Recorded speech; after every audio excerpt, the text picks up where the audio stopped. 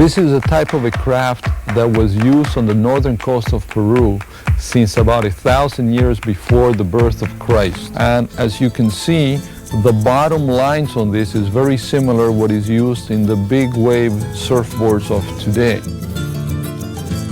I'm super proud to be Peruvian, and there's a lot of pride in Peruvian surfing. You know, we have a Caballito Totora, which is the first. It's amazing to be part of Peruvian surfing and see that, and I know we were the first.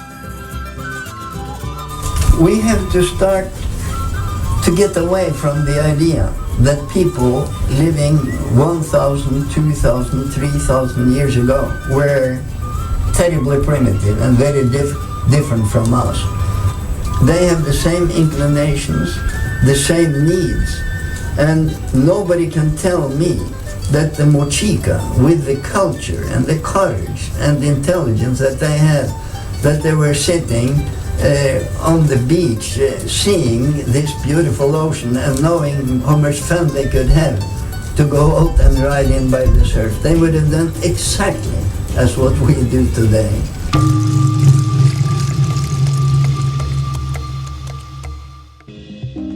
When I was a teenager at Club Waikiki, which is the original surf club in Peru, I heard some older club members mention that in northern Peru, the local fishermen rode waves in little reed boats.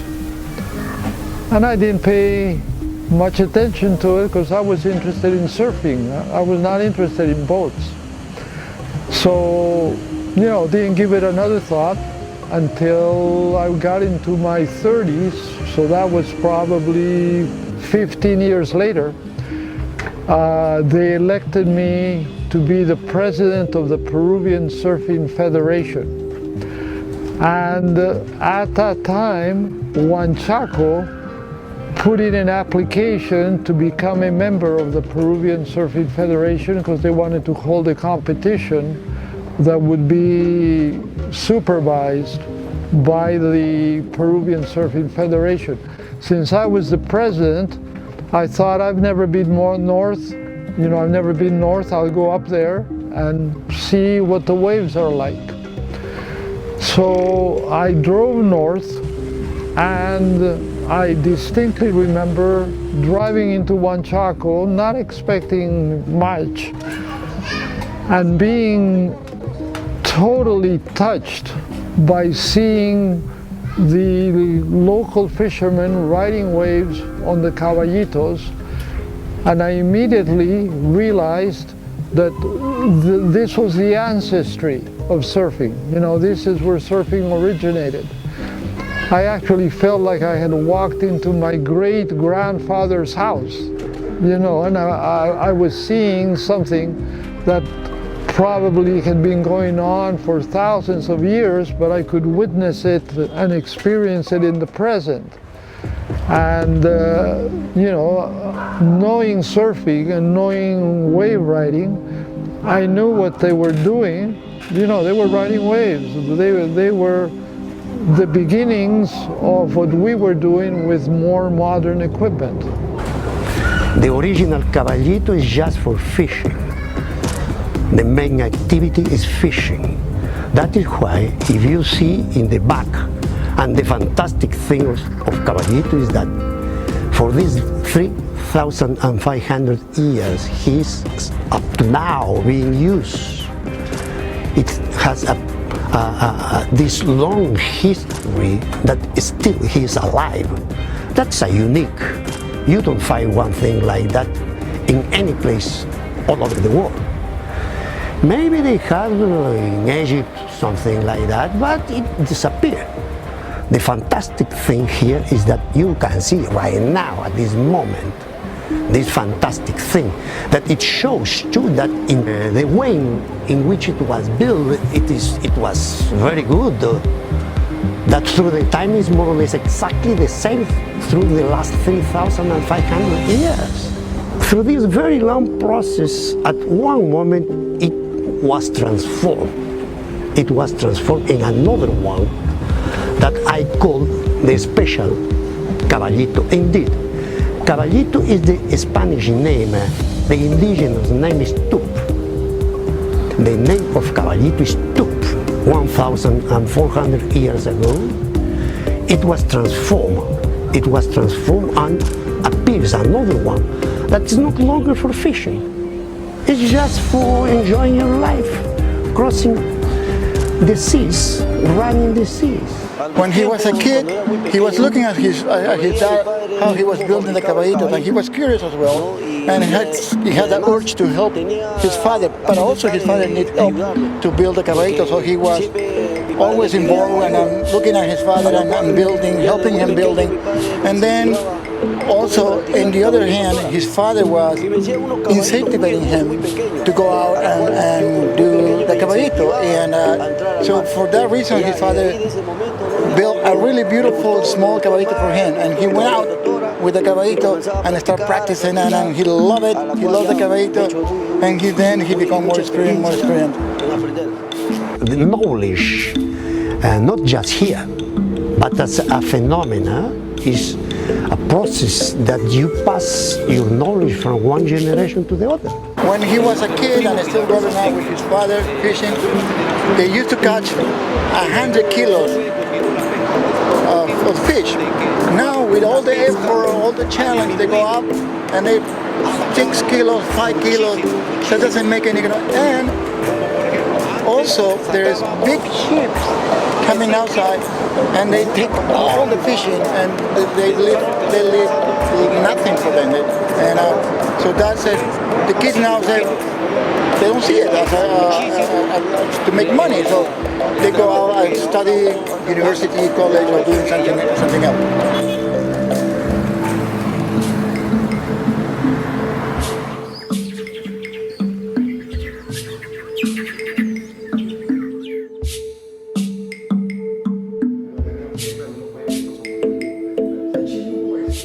I'm from Trujillo. However, I was raised in Huanchaco, so I lived there since I was 2 years old. So I consider myself a Huanchaquero. Many years ago, since I was a student here in the University of Trujillo, I was asking myself how old the caballitos could be, and I have to say that I feel honored and privileged to actually have found the earliest evidence yet found on caballitos de Totora. And my studies confirm that at least the caballitos de Totora were used in the coast of Huanchaco, in the north coast of Peru, since at least 3,500 years ago.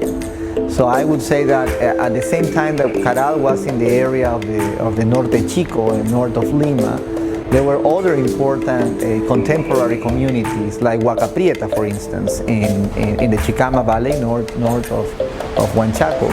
There is clear evidence of the uses of reed boats, at least back to 4,500 years.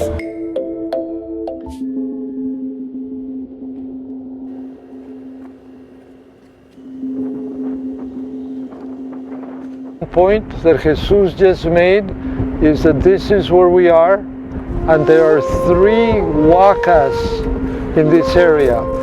What a huaca is a sacred site that was covered over by sand and has been discovered and dug up. And so this is going back 10,000 years before the death of Christ. And there were people in an area called Paihan that were living close to 10,000 years before Christ on the coast of Peru. The Caballito de Totora has only been proven as far back as 2,500 years before Christ at Prieta. That's the name of the location. Then here we have the death of Christ, and what we're looking at today is from 200 years to 800 years after the death of Christ, the Moche culture. I think that caballitos were used both for fishing. The primary development of caballitos was for fishing. However, since you have the device and you have the waves and you have the spirit, it doesn't make any sense to me that these guys didn't have fun riding waves and surfing. That tradition is definitely part of the ancient fishermen. Actually, the best way to learn something is playing with it. And fisherman needs to learn the currents, the waves, the force of the water, the wind, how to measure the distance from one wave to the other. That's crucial, first, to survive. And second, that's a process that many fishermen told me that it was the way in which they learned to ride caballitos, to become more familiar with the sea, which is completely unnatural for men because men are from land. So you enter in a very different environment. So you need to respect, you need to learn, you need to have the knowledge to successfully exploit the ocean. And I think that doing this surfing at very early age was crucial, for them to survive and to continue the tradition. We like don't disappear the caballito, don't disappear the passion, the running wave, no? And this is the point because we tried put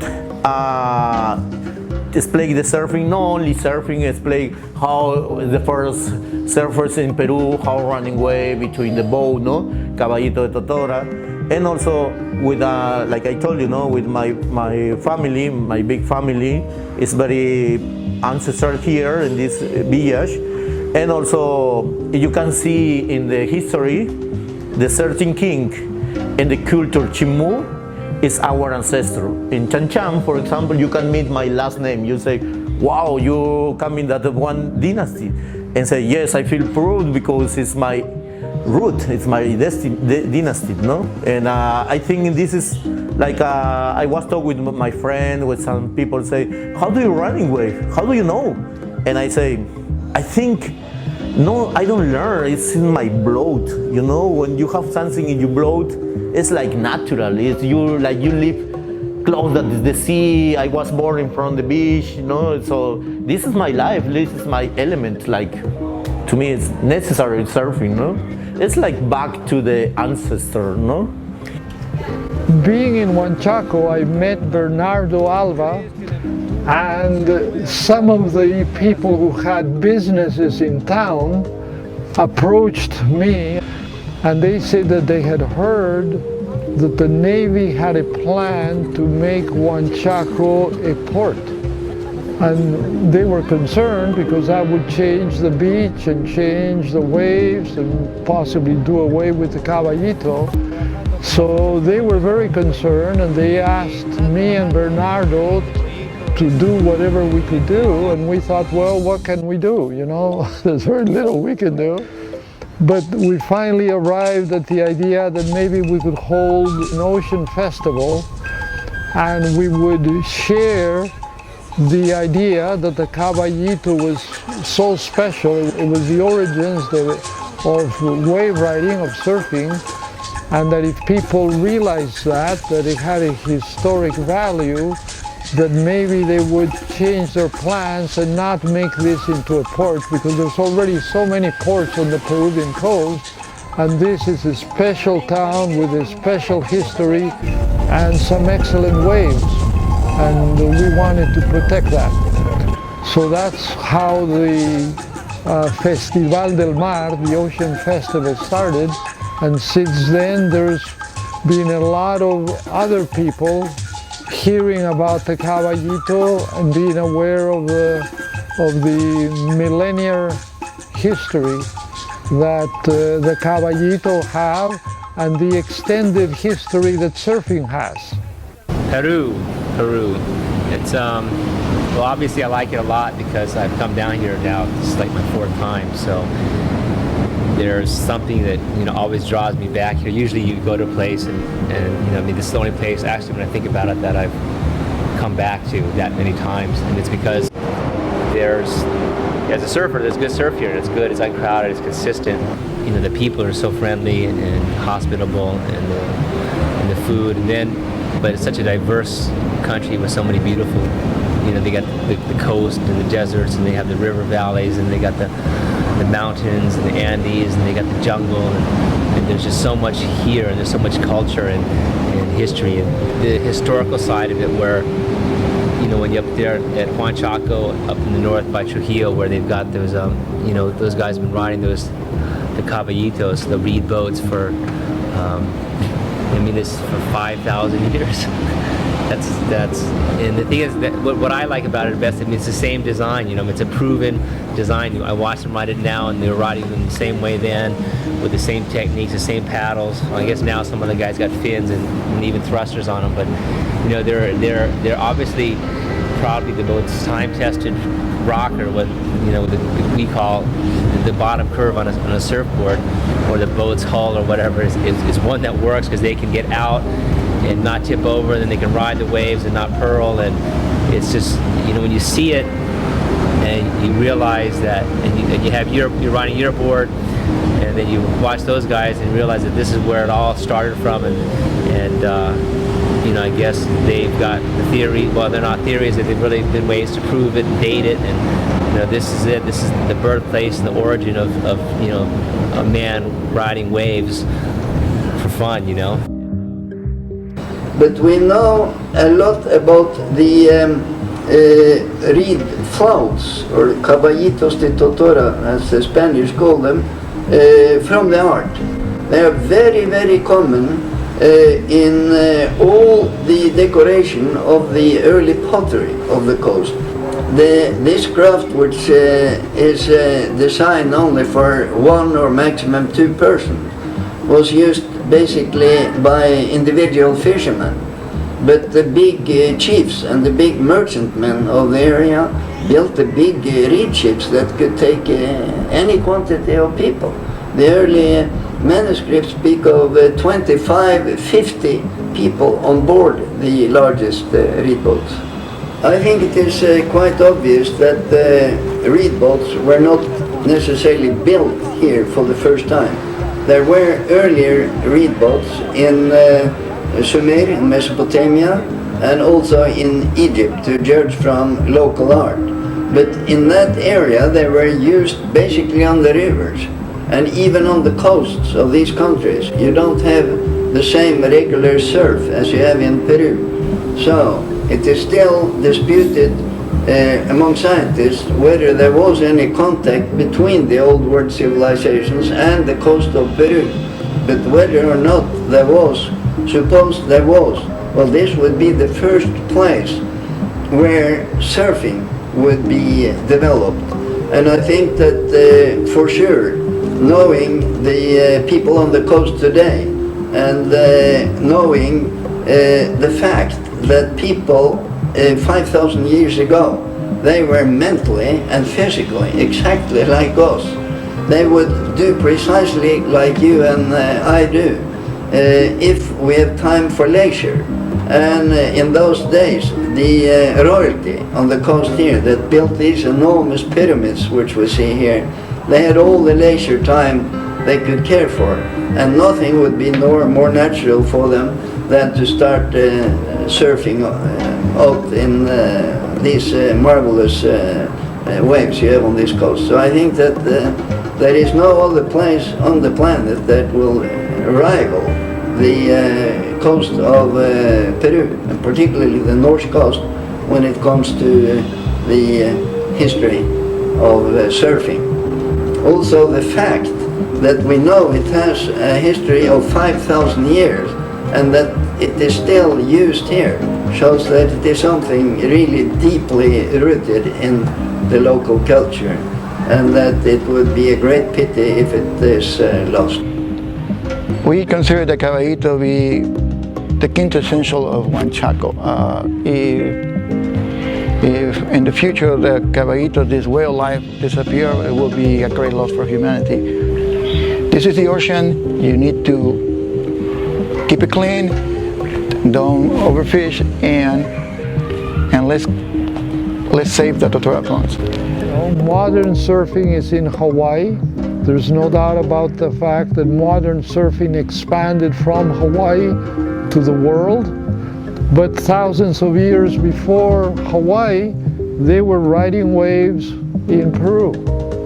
And we feel that that should all be part of surfing and that should all be known by people like us who practice and love the sport.